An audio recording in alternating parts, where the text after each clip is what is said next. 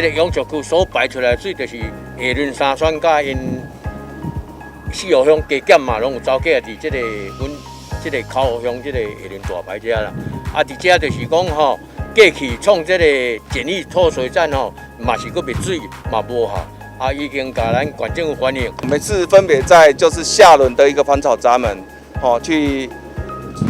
用原有的一个取代做一个自容空间，然后在门口外面做一个抽水站，然后把一个自容渠道里面的水往外抽，然后它的一个量体是需要分别是15 cms 跟30 cms。它相当于以前就是会有一个分布有100台跟50台的一个抽水机在现场抽水的一个效果。量筹措也是同样的用渠道自洪的一个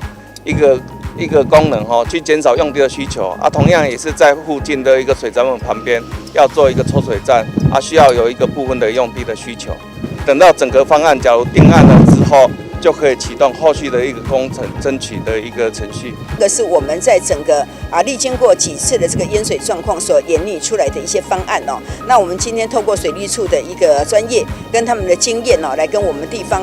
乡公所以及代表会来做报告哈。那也希望在各方面的工程进展当中，无论是用地的取得，或是各方面的工程配合